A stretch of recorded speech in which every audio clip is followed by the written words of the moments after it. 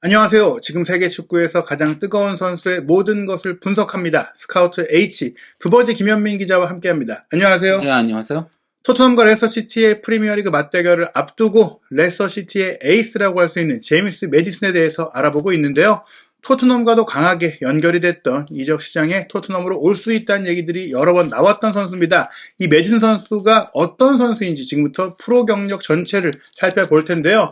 우선 매디슨 2003년에 축구를 시작했다고요? 예, 그러니까 그 와이켄 보이스에서 처음 시작을 했었습니다. 밑에서 이제 오른쪽에서 두 얼굴, 번째 있는 인상이 그대로네요. 예. 하지만 이 팀이 이제 뭐 정식 뭐 프로 유스 클럽은 아니고 그렇죠. 예. 본격적인 경력이 이제 알려진 게 코벤트리 시티죠. 예, 그러니까 2004년에 1년 뒤에 이제 코벤트리 시티 유스 팀에 들어와가지고 이때가 만 8세였는데요. 예.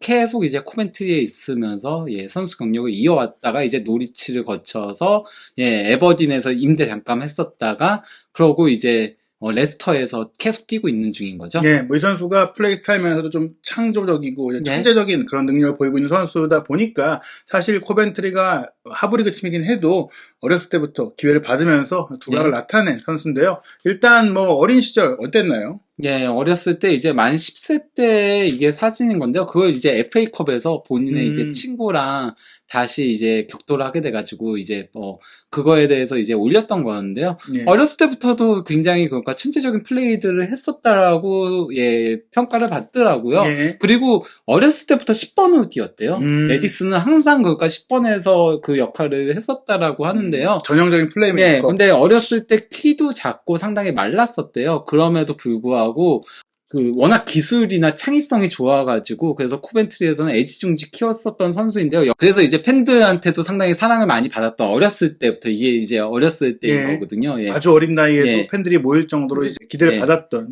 정말 기술적인 선수였다.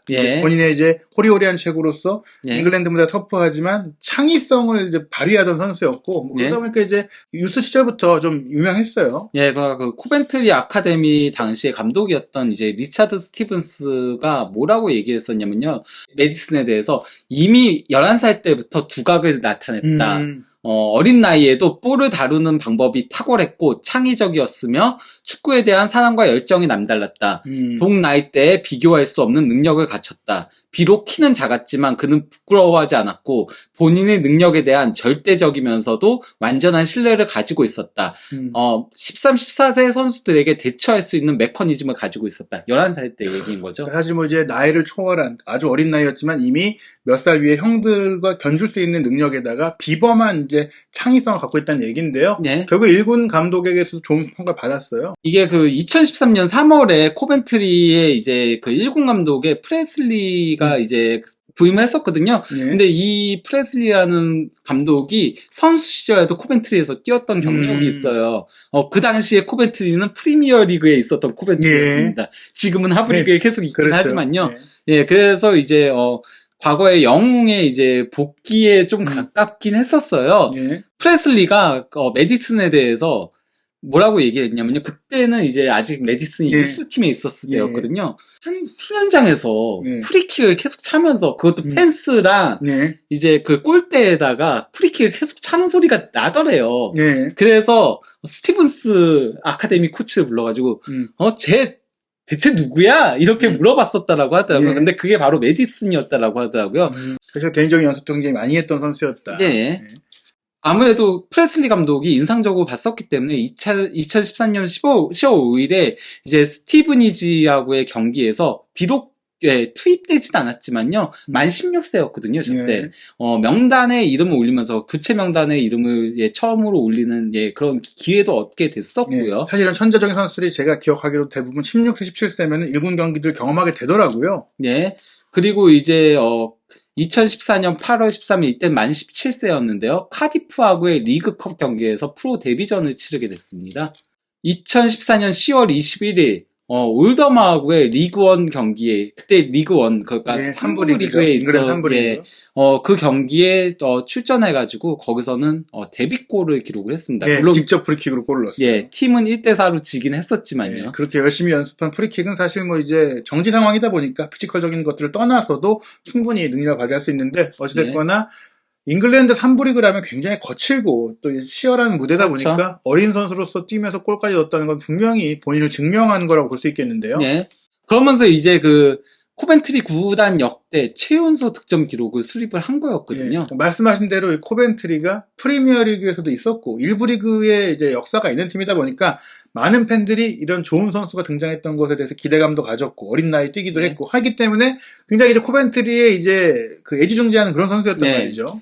특히 이제 코벤트리에서 뛰었던 선수는 현재 그 아담 암스트롱, 사우샘프턴에서 뛰고 있죠. 예, 거의 비슷한 시기에 등장을 했었던 거예요. 그래서 둘이 같이 뛰기도 했었는데요. 그리고 또 이제 조던 앤더슨이 썬더랜드에서 애지중지 키우던 선수였는데 이때 그 코벤트리로 임대해 와가지고 만 18세에 골을 넣었던 경력이 있는 거죠. 예, 그때 이제 2부 리그인 챔피언십에 있었는데요. 어쨌든 코벤트리도 그렇게 뭐 이제 만만한 팀이 아니다 이렇게 볼 수 있겠습니다. 예, 그리고 데뷔골 넣고 하는 등의 활약에 힘입어가지고 2014년 12월에 1군 정식 계약을 3년 6개월 체결을 하게 됐었고요. 하지만 이 계약을 좀 체결한 것이 어떻게 보면 많은 다른 그 빅클럽들의 프리미어리그 팀들의 관심 때문이 아니었을까 싶은데 그 뒤에 이적설들이 벌써 나오기 시작했어요. 예, 그러니까 뭐 본인도 회고를 한 거였는데요. 만 17세 때 내가 이제 한 5경기 정도 선발 출전을 했을 때 내 폰에 토트넘과 리버풀 연결 얘기들이 있었다. 그러면서 이제 사람들이 나의 이제 이적과 관련돼서 얘기들을 했지만은 나는 거기에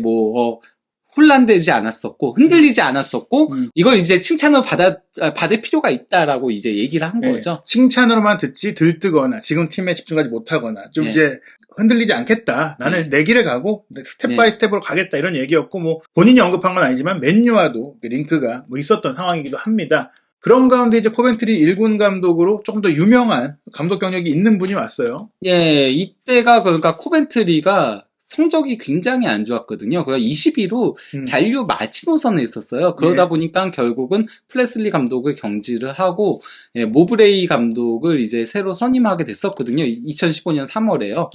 근데 이제 그 시기에 메디슨이 부상 후 계속 빠져 있었어요. 부상 후 빠져 있었는데 근데 이제 모브레이 감독이 메디슨에 대한 기억을 이제 얘기를 한 거였는데요. 뭐라고 얘기를 했냐면요. 훈련장을 돌아다니면서 첫 훈련을 준비하고 있었는데 누군가 내 어깨를 이렇게 두드렸대요. 그래서 딱 뒤를 돌아보니까 한 어린애가 있었다는 거예요. 근데 당시에는 자기는 코벤트리 선수들이 누가 있는지 잘 모르고 있었다. 그랬는데 그가 딱 이렇게 얘기를 했대요. 안녕? 난 제임스야. 앞으로 몇 주 안에 당신 팀에서 뛸 수 있길 바래. 이렇게 자신감을 내비쳤대요. 당돌하네요. 예, 그러니까 물론 이미 데뷔했던 선수, 나오던 선수였는데 몰랐으니까 웬 17살짜리 애가 좀 앳된 느낌이 좀 있었어요. 그렇게 얘기하더라고요. 그의 그 자신감이 나에게 상당히 큰 충격을 안겨주었다. 최고의 축구 선수에게는 자신감과 오만함 그리고 거만한 사이에 미세한 선이 있다. 그는 그 줄타기를 매우 잘 탔다. 일반적으로 그는 자신이 좋은 축구 선수라는 사실을 너무 잘 알고 있고 본인의 발 밑에서 볼을 다루고 싶어하며 뛰고 싶어하는 훌륭한 아이일 뿐이었다. 이렇게 얘기를 했습니다. 결국에 이제 너무 건방져서도 안 되고 그렇다고 해서 자신감이 떨어져서도 안 되는데 그 딱 필요한 수준의 딱 줄타기가 됐었다. 내가 자신감 갖고 있는 것을 경기력으로 충분히 드러내면서도 과하지 않았던 선수인데 결국에는 모브레이 감독에게 했던 말을 본인이 지켰어요. 그러니까 최종전에서 이때까지만 하더라도 코벤트리 시티가 18위에 위치하고 있었거든요. 18위에 위치하고 있었는데 최종전에서 이제 크로울리 타운하고 이제 승점 차가 2점밖에 나지 않은 상황이었어요. 그런데 메디슨의 골로 2대1로 승리를 했었는데요. 리그 1 같은 경우는 21위부터 강등이거든요. 4개 팀. 4개 팀이 강등인 건데 마지막 경기 승리해가지고 승점 55점이 돼서 그렇지 만약에 그 경기 코벤트리가 승리하지 못하고 밑에 팀들이 특히 크로울리 타운은 직접적으로 부딪혔잖아요. 그러면은 승리했으면은 코벤트리는 승점 52점이었고 그 크로울리 타운은 53점으로 넘어서게 되는 거거든요. 그러면 자칫 강등될 수도 있었던 거였거든요. 4부 리그까지 갈 수 있었다. 보시면은 순위표가 굉장히 촘촘하기 때문에 대혼전에 벌어졌던 그 막판에 아주 결정적인 골을 넣었다. 그러면서 이제 주전으로 자리를 잡은 것 같습니다. 이게 어쨌건 간에 그 데뷔 시즌의 기록인 건데요. 이 선수가 일단 그 12라운드 들어서야 리그 1 데뷔전을 치렀었고요. 그리고 이제 부상 및 징계로 17경기를 결장 주장했음에도 불구하고 어쨌건 리그1에서 12경기 출전해가지고 2골 1도움을 올렸던 거였죠. 예. 예, 그 외에 FA컵에서도 도움을 올리는 모습을 보여줬고요. 예, 그리고 이제 이런 임팩트가 어린 나이에 있었기 때문에 역시나 이적 제한들이 있었던 것 같아요. 예, 그런데 이제 모브레이 감독이 내 휴대폰에 예. 전화가 계속 울렸지만은 우리는 메디슨을 팔고 싶지 않다 이런 얘기를 했었는데 이때 진짜 프리미어리그 거의 모든 팀들이 다 전화를 했었더라고요. 예. 리버풀도 하고 토트넘도 하고 아스널도 하고 웨스트햄도 하고 뭐 거의 모든 팀들이 물론 뭐 1군에서 쓰려는 건 아니었고 그렇죠. 미래를 예, 그러니까 예. 유망주를 이제 키우려고 그렇게 전화를 했었다라고 하더라고요. 근데 이제 2015-16 시즌에 이때 그 코벤트리에 은근 네임드들이 많았어요. 아까 얘기했던 그 아담 암스트롱 있죠? 그리고 잭 스티븐스도 현재 사우스햄튼에서 뛰고 있는 그렇죠. 선수죠. 그리고 무엇보다도 조콜이 있었고요. 예, 조콜이 말년에 조금 예. 이제 경력의 황혼기에 어떻게 보면 메디슨의 이제 딱 직속 선배로서 이제 네. 나이 차이는 있지만 좀 합류하게 됐고요. 그리고 이제 제이콥 머피 현재 네. 뉴캐슬에서 뛰고 있죠. 그리고 존 플렉 네. 그 셰필드 유나이티드 돌풍의 주역 중에 한 명이었죠. 예. 그리고 샘 리키츠 같은 경우도 저희가 그 볼튼 시절에 예. 기억하잖아요. 이청용 선수의 동료로 그것도 주전이었잖아요. 왼쪽 풀백. 그렇죠. 예. 그러니까 그 프리미어리그 경력이 있었던 선수들도 있고 나중에 이제 프리미어리거가 되는 선수들도 많이 있었다는 거죠. 그리고 모브레이 같은 좀 프리미어리그를 이끌었던 감독이 오다 보니까 선수단 구성도 나름 이제 잘 되면서 2015-16 시즌 콘벤트리가 괜찮은 라인업을 꾸렸는데 그 중심 선수가 역시 또 메디슨 등번호 10번이었던 선수라고 할 수 있겠고요. 예.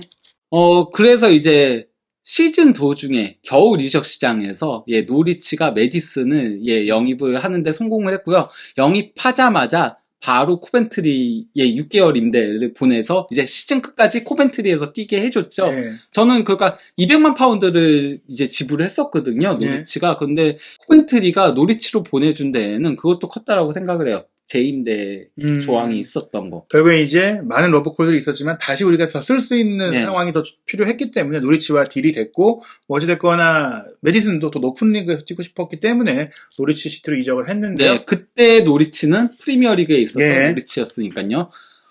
그래서 이제 두 번째 시즌에 전체 기록은 23경기에 출전해가지고 3골 3도움을 리그 1에서 기록을 했고요. 또 이제 리그컵에서도 출전을 했던 거였죠. 그래서 이제 그 시즌이 끝나고 노리치로 갔었는데요. 노리치에서 챔피언십에서는 출전 기회를 초반에 얻지 못했었거든요. 예. 하지만은 공교롭게도 리그컵에서 본인의 친정팀인 코벤트리 상대로 데뷔전을 치렀고요. 심지어 이 경기에서 2도움을 올렸습니다. 네, 멀티돔을 올렸고 6대2로 대승을 거두면서 예. 그래도 이적하길 잘했다. 더 나은 팀으로 온 건 맞다. 맛있게 노리치 시티가 이제 2부 리그로 내려오긴 했지만 메디슨이 노리치 시티에서의 경력을 본격적으로 시작하게 되는데요. 네. 그리고 또 이어서 EFL 트로피 이거는 이제 좀 챔피언십에 있는 팀들이 이제 하브리그 팀들만 참가하죠. 참가하는 건데 여기에도 출전해가지고 1골 1도움을 기록을 했었습니다. 그런데 이제 이적시장 데드라인에 여름 이적시장 데드라인에 노리치는 메디슨을 스코틀랜드 구단인 에버딘으로 임대를 보내게 됐었죠. 예, 사실 이제 노리치 시티가 메디슨을 영입했을 때만 하더라도 프리미어리그에서 이제 뛸 거라고 좀 생각을 했었는데 스코틀랜드의 프리미어리그로 가게 됐어요. 네, 그리고 뭐 이 에버딘이 그래도 나름 그 퍼거슨 감독 때에 유럽 대항전에서도 힘도 쓰고 스코틀랜드 프리미어리그 우승도 했던 팀이긴 하죠. 에버딘의 이제 적극적인 그 러브콜이 있었던 것 같아요. 네, 그래서 6개월 1월 4일까지 이제 임대 계약을 체결을 했었는데요. 이때 이제 노리치 팬들이 굉장히 화를 많이 냈었다라고 하더라고요. 왜냐면은 메디슨이 리그컵이랑 이런 데서 보여줬는데 왜 우리 써보지도 않고 임대를 보내냐 이러면서 굉장히 화를 냈었다라고. 그러니까 기대치는 상당히 높았다는 거죠. 그 에버딘에 가자마자 굉장히 좋은 활약을 펼쳤어요. 일단 뭐 두 번째 경기에서 번디를 상대로 이제 골 넣었었고요. 심지어 그리고 또 이제 레인저스 상대로도 골을 넣었었고요. 그리고 이제 킬마노카고의 경기에서는 무려 3도움을 올리면서 14경기에서 2골 7도움을 기록했었거든요. 정말 대단한 생산성을 보였고 이 선수가 플레이메이커다 보니까 뭐 골이 없어도 많은 도움, 뭐 7개의 도움이라면 사실상 이제 경기당 1개에 가까운 공격 포인트를 올리면서 기대에 부응했다고 볼 수 있겠는데요. 거기다 이제 막판에 3경기에서 2경기에 이제 벤치에 있었던 거는 임대 복귀 관련해가지고 조금 말들이 많이 있었기 때문에 그래서 그렇게 됐던 거였는데요. 거기다가 이제 스코틀랜드 리그컵에서도 예, 계속 주전으로 나와가지고 비록 셀틱한테 대패를 하긴 했지만은 준우승을 기록했었습니다. 그리고 이때의 셀틱 감독이 바로 레스터에서 만나게 되는 브랜던 로저스여서 브랜던 로저스 감독이 이때 메디슨한테 상당히 깊은 인상을 받았었다라고 하더라고요. 미리 점치고 놨던 후에 인연이 또 이어지게 되는. 예, 물론 뭐 영입은 PL 때 하게 됐지만은 예. 근데 이제 메디슨이 그 에버딘에서 좋은 모습을 보여줬으니까 남고 싶어 했대요. 그래서 시즌 끝까지 임대를 연장하고 싶어 했다라고 하고요.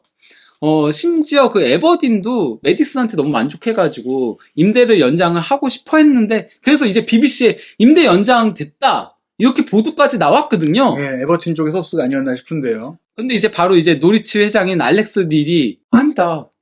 우리는 메디슨을 임대 연장시키기로 한 적 없다. 이건 넌센스다. 말도 안 되는 소리다.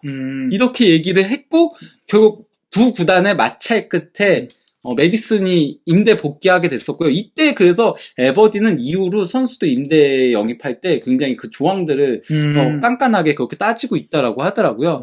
어쨌건 간에 그래서 이제 노리치로 임대 복귀하게 됐었는데요. 임대 복귀하고 나서 기회를 계속 얻지를 못했었어요. 그 본인 입장에서는 아직 어린 선수고 꾸준히 뛰는 게 중요한데 본인도 그렇기 때문에 에버딘에서 잘하고 있었고 계속 뛰면서 성장하고 싶어 했는데 불러와 놓고 왜 안 쓴 겁니까? 네. 하지만은 그래도 마지막 4경기 중에 3경기에 교체 출전해가지고 프레스턴하고의 43라운드에서 골을 기록하기도 했었죠. 그래서 이제 2016-17 시즌 기록은 위쪽은 이제 스코틀랜드 프리미어리그의 14경기 2골 7도움이고요. 챔피언십에서는 3경기에 1골이고요. 저기 리그컵은 이제 스코틀랜드 리그컵이죠. 예, 3경기 출전했고 이제 EFL 트로피에서 1경기 1골 1도움 그리고 이제 맨 밑에가 잉글랜드 리그컵에서 1경기 2도움을 기록을 했었습니다. 예, 총 이제 22경기 4골 10도움이니까 어린 선수에겐 나쁘지 않은 기록이지만 어쨌든 후반기 노리치 시티에서의 시간이 좀 아쉬웠던 것 같은데요. 하지만 노리치 2년 차에는 마침내 중용이 됩니다. 네. 그러니까 그 감독 교체가 있었고, 그래서 이제 도르트문트 2군 감독이었던 다니엘 파르케가 왔고요. 워낙 이제 어린 선수 육성에 강점이 있다 보니까,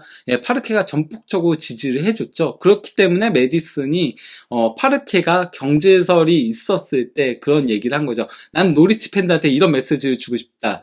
파르케를 믿어라. 그는 뱀 고드프리라던가 맥스 에런스라던가 자말 루이스 같은 유망주들을 노리치 포백 중에 3명이나 1군으로 올렸다. 그는 본인이 뭘 해야 될지 잘 알고 있다. 여기는 본인 얘기도 그렇죠. 있죠. 예. 결국에 이제 선수를 잘 키우는 감독이고 당장의 성적을 넘어서 팀을 만들 줄 아는 감독이다. 그렇기 때문에 이제 메디슨이 사실 이제 프로 데뷔 후 커리어 하이 당시로서 이제 찍게 되는데요. 그 챔피언십에서 44경기 출전해가지고 14골 8도움을 올렸고요. 리그컵에서도 3경기 출전해가지고 1골 3도움을 기록을 했습니다. 네, 뭐 엄청난 공격 생산성이고 무엇보다 이제 출전 경기 수가 굉장히 많아졌다는 거. 이제 확실하게 프로 선수로 자리를 잡았다는 건데요. 네.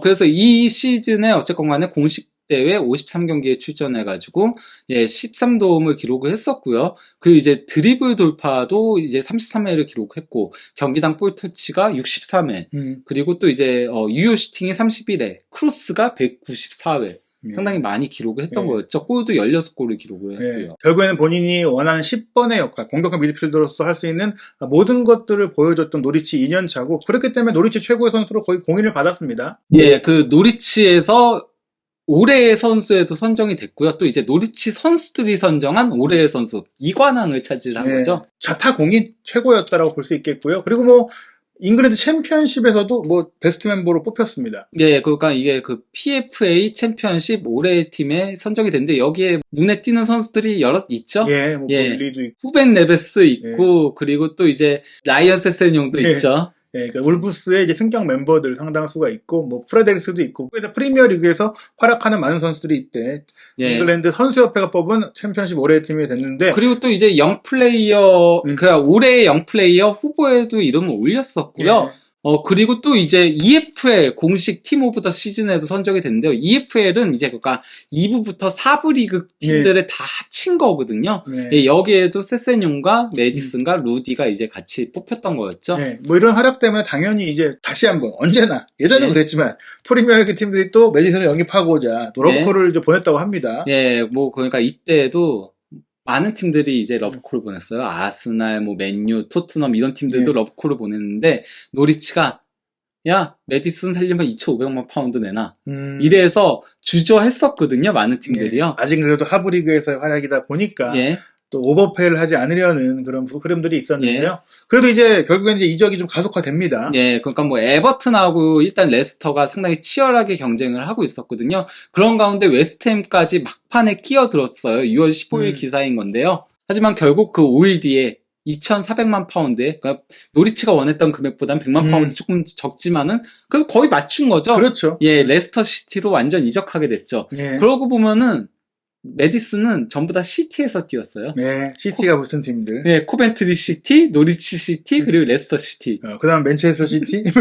모르겠는데, 멀리 있는 선수긴 합니다. 어찌됐거나 이제 레스터 시티에 입단하면서 마침내 프리미어 리그에 이제 데뷔하게 되는데, 네. 빠르게 두각을 나타냈습니다. 원래 처음에 메디슨이 어쨌건 간에 왔을 때, 물론 이 선수가 굉장히 기대를 많이 모은 선수여도 챔피언십에서 뛰었는데 프리미어 리그에서 통할까라는 그 의구심이 있었거든요. 네. 하지만 2라운드 때 벌써 그 데뷔골을 기록을 했었고요. 그리고 이제 데뷔 시즌에 7골 7도움. 좋은 기록이에요. 예, 준수한 스탯을 올렸었어요. 그러면서 이제 레스터 시티 구단의 올해의 영 플레이어에 선정이 됐던 거였죠. 여전히 어린 나이다라는 걸 알 수 있고요. 2년차 시즌에도 뭐 굉장히 좋은 기록들을 계속해서 유지했습니다. 예, 물론 뭐 리그에서는 살짝 기록이 줄어들긴 했는데요. 그래도 6골 3도움을 기록을 한 데다가 이때 부상으로 좀 빠진 게 있었거든요. 그리고 무엇보다도 리그컵에서 3골 넣으면서 전체 기록은 9골 3도움이니까 딱히 떨어진 거는 없었다라고 볼 수 있는 데다가 이게 그러니까 부상 후 빠졌던 기간인 거거든요.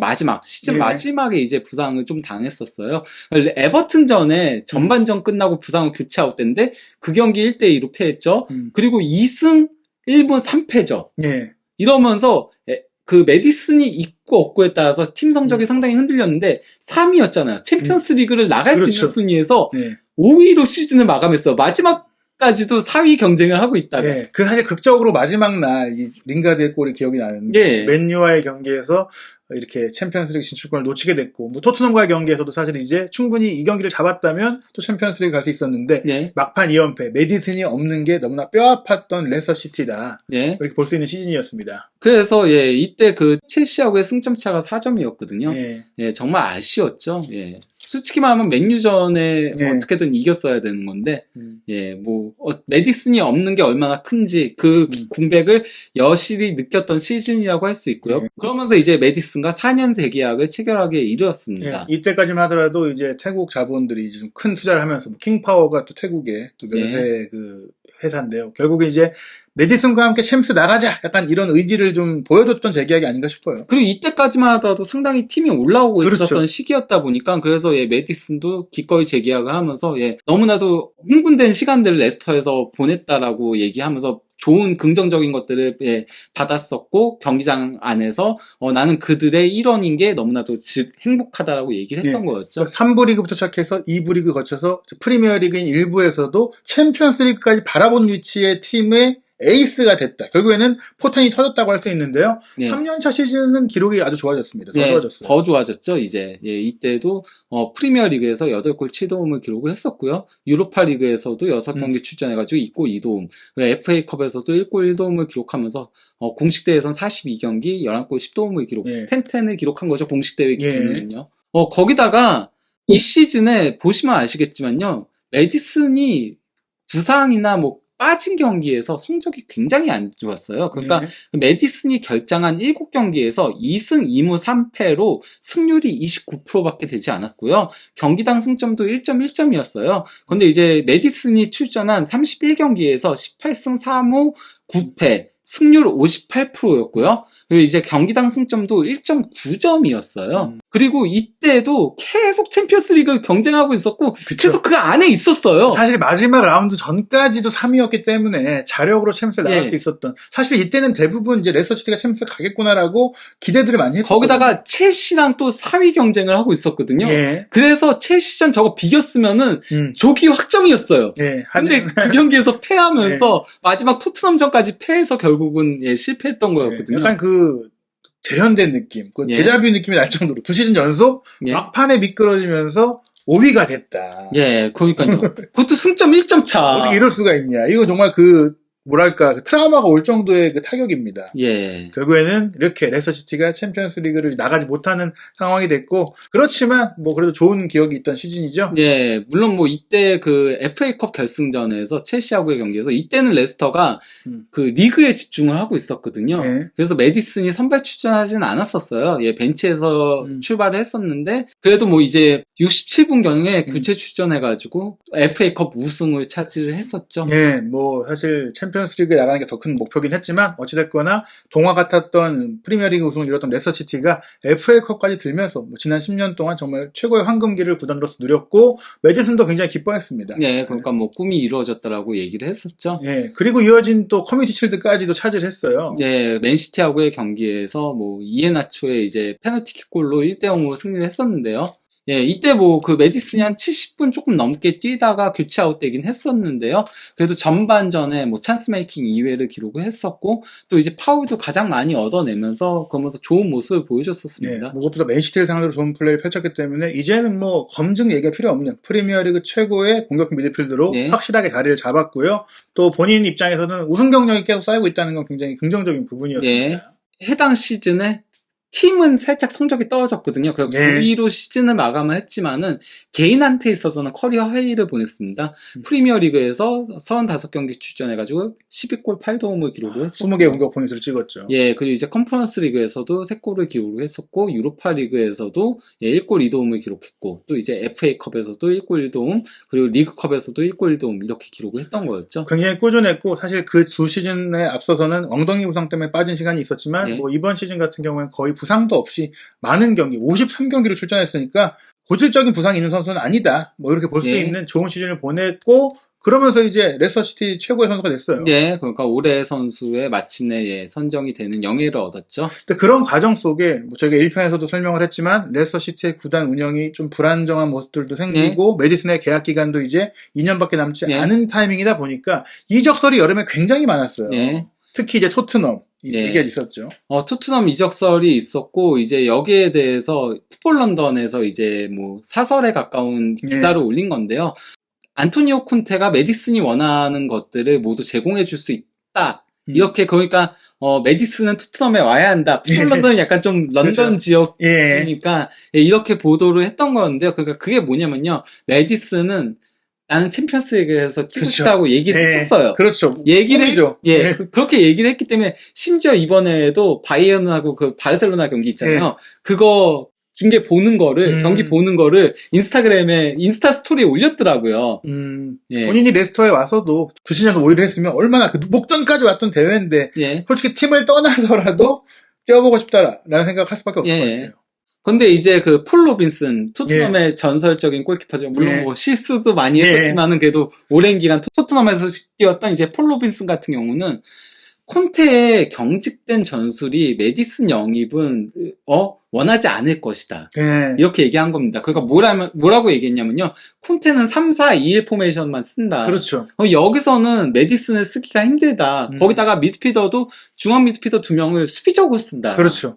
그렇기 때문에 메디슨은 그 토트넘과 맞지 않는다라는 얘기들을 했던 거였죠. 그러니까 저도 그런 생각이 드는 게 그러니까 에릭센 얘기들도 많이 나왔었고 실제로 구두로는 얘기를 했지만 무산된 게 에릭센이 원했던 조건이나 급여 문제도 있지만 정말 원했다면 그걸 못 낼 돈은 아니었거든요. 다만 콘테 감독이 추구하는 전술에서 그 조금 어긋나는 부분, 확실하게 맞지 않는 부분들이 있는 상태에서 무리하게 돈을 쓸 필요가 없었다. 메디슨도 마찬가지가 아니었겠냐 생각이 드는 게 메디슨이나 에릭슨 같은 선수를 쓰려면 지금 손케쿨이나 손케이 트리오가 가동되는데 한 명을 처지게 내리면서 투톱을 써야 되는 상태가 되잖아요. 그런 전술 자체를 콘테 감독이 그렇게 지금 쓰지 않고 있다 보니까 저는 그렇게 생각을 하거든요. 만약에 이런 창의적인 선수를 영입하려고 한다면은 기본적으로는 로테이션 자원이어야 된다는 거죠. 주전 자원이 아니라는 건데 그 부분에 있어서 에릭센은 주급이 맞지 않았었던 거였고요. 그리고 이제 메디슨은 이적료가 맞지 않았던 거예요. 일단 뉴캐슬이 레스터한테 4천만 파운드를 제의를 했는데 레스터가 그걸 깠어요. 이 얘기는 4천만 파운드보다 더 된다는 거거든요. 그래서 스카이 스포츠에서는 6천만 파운드가 레스터가 원하는 금액이 6천만 파운드일 것이다라고 얘기했는데 로테이션 자원한테 6천만 파운드를 태우는 거는 좀 무리가 된다는 거죠. 사실 저는 이 정도는 적정하다고 생각을 해요. 왜냐하면 이 선수가 가진 기량이나 뭐 홈그로운이 가능한 부분이라든지 프리미어리그 내에서는 충분히 이 돈을 써도 아까운 선수는 아니다. 근데 쓰려면 주전으로 써야지. 그렇죠, 가끔 뛰고 뭐 지금 뭐 토트넘 영입한 다른 많은 선수들처럼 벤치에 앉아 있을 거면 이 돈을 쓸 필요가 없다. 그래서 저는 개인적으로 아쉽습니다. 뭐 이제 올 시즌 더 좋아졌다고는 하더라도 지금 토트넘에 필요한 중앙 지역에서의 패싱력과 창의성 그리고 어떻게 보면 손흥민 선수 입장에서도 좋은 패스를 뿌려줄 수 있는 선수가 와야지 플레이가 살아나는데 지금 토트넘의 경기를 보면 호이비에르한테 좀 패스를 잘하게 시켜가지고 뭔가 해보려고 하지만 한계가 있거든요. 당장 스포팅전에서 호이비에르가 이번 시즌에 그나마 호이비에르가 좋아졌는데 스포팅전은 진짜 욕 나올 정도로 안 되더라고요. 그러니까 저는 사실 케인 선수가 그래서 내려와서 그런 플레이메이킹 역할을 해주기 때문에 그 선수를 더더욱 뭐 필요치 않아 했던 것도 있겠지만 뭐 케인 선수의 대체 선수로서 들어갈 필요도 있고 뭐 전술적인 다양성을 가져가는 데 있어서 필요한 자원이 아니었을까 싶거든요.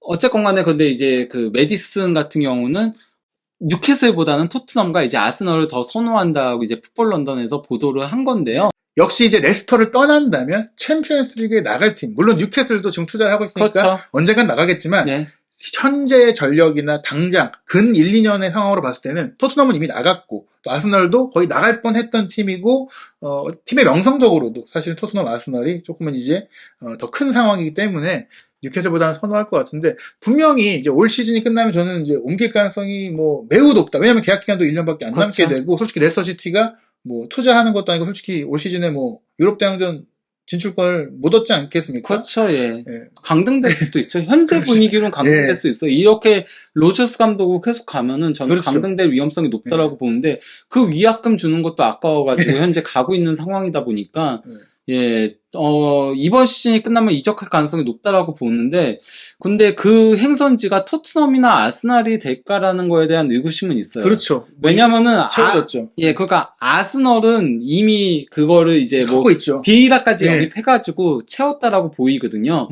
그러니까 처음에 원래 아스날이 진짜 원했던 거는 이번 여름이 아니고 작년 여름이었잖아요. 그때 근데 안 되니까 웨데고르를 영입했던 것도 있었잖아요. 그렇죠. 이미 웨데고르가 그 역할도 하고 있어요. 그리고 이제 파비오 비에이라까지 영입해가지고 그쪽의 뎁스가 이제 충분해졌기 때문에 저는 아스날은 절대 메디슨 영입에 뛰어들지 않을 거라고 보고요. 토트넘은 원하겠지만은 이적료 문제가 좀 있단 말이죠. 근데 계약 기간이 줄어들게 되니까 이적료가 좀 낮아질 가능성도 있을 것 같긴 한데. 낮아지더라도 그렇게 낮아지진 않을 거예요. 경쟁하는 팀들도 있으니까. 그리고 메디슨이 보여주는 것들도 있고, 현재도 팀은 막장이지만 메디슨은 잘하고 있기도 하고, 그런 것들 고려하면은 이적료가 그렇게 많이 싸지진 않을 거거든요. 현재보다는 할인이 되겠지만은. 그러니까 만약에 토트넘이 메디슨을 영입하게 된다면 저는 그 수밖에 없지 않나 싶긴 해요. 뭐냐면요. 케인도 똑같이 2024년 계약 만료잖아요. 바이에른 얘기는 나오고 있어요. 아직 재계약 안 하고 있잖아요. 그리고 바이언이 계속 접촉하고 있다는 보도들이 나오고 있거든요. 물론 뭐 저는 케인이 기본적으로는 프리미어리그 팀을 선호할 거라고 생각해요. 그리고 저는 케인은 떠날 생각이 현재 있다라고 생각을 해요. 그러니까 이번 시즌 하는 거 보고. 그렇죠. 결과를 봐야죠. 결과를 보고 토트넘이 만약에 챔피언스리그 진출권을 획득하지 못하면은 저는 이번에는 이적을 진짜 시도할 거라고 생각을 해요. 오는 여름에 이적을 시도할 거라고 보이기 때문에 그러면은 뭐 바이언이건 아니면은 다른 근데 다른 프리미어리그에서 현재 케인을 데려갈 팀이 좀 애매해진 상황이긴 해요. 맨유가 이제 챔피언스리그를 가면 이제 가능하죠. 그러면 돈이 있으니까. 그러면 가능하겠지만은 어쨌건 간에 케인이 떠난다면은 이적료 수입을 충분히 얻으니까 그렇게 되면 케인이 하던 가짜 9번의 이제 10번 역할이잖아요. 실질적인 10번 역할이라고 얘기를 하는데 그걸 메디슨이 하게 될 수는 있겠죠. 거기서 전술 자체가 아마 그렇게 되면 3, 4, 1, 2로 바뀔 수도 있겠죠. 그렇죠. 히샬리송이 위로 올라가고 손흥민 선수와 메디슨이 함께 2선을 좀 구성하면서 비대칭으로 뛸 수도 있고 아니면은 그냥 손흥민과 히샬리송이 투톱으로 뛰면서 이제 메디슨이 공미로 뛰게 되는 그런 형태로 바뀔 수도 있다고 생각을 하기 때문에 메디슨이 또 잉글랜드 대표 선수가 되는 선수이기 때문에 케인이 나갈 경우 가장 유력한 토트넘에 합류할 선수가 될 수 있다. 그리고 저는 개인적으로는 상황에 따라서 1월 겨울 이적 시장에도 뭔가 오퍼가 올 수도 있다. 예. 레스터시티는 팔 생각이니까 그렇죠. 기본적으로는. 그래서 메디슨의 거치가 이번 그 다가올 겨울 이적 시장, 여름 이적 시장에 흥미로울 것이고 과연 토트넘과 연결될 수 있을지도 아직 그 불씨가 살아있다고 볼 수 있겠습니다. 예. 메디슨이 사실 이미 잘하고 있는 선수고 앞으로도 잘할 수 있는 선수이기 때문에 앞으로 더 주목해야 될 선수라고 생각되는데요. 특히 잉글랜드 대표로서의 경력이 짧지만 저는 추후 활약이 지금처럼 유지된다면 잉글랜드 대표팀에서도 더 기회가 올 거라고 생각을 합니다. 그래서 저희가 3편에서는 메디슨 선수의 개인적인 이야기 그리고 잉글랜드 대표 커리어에 대해서도 소개해드릴 예정이니까요. 3편까지 정주행 부탁드립니다.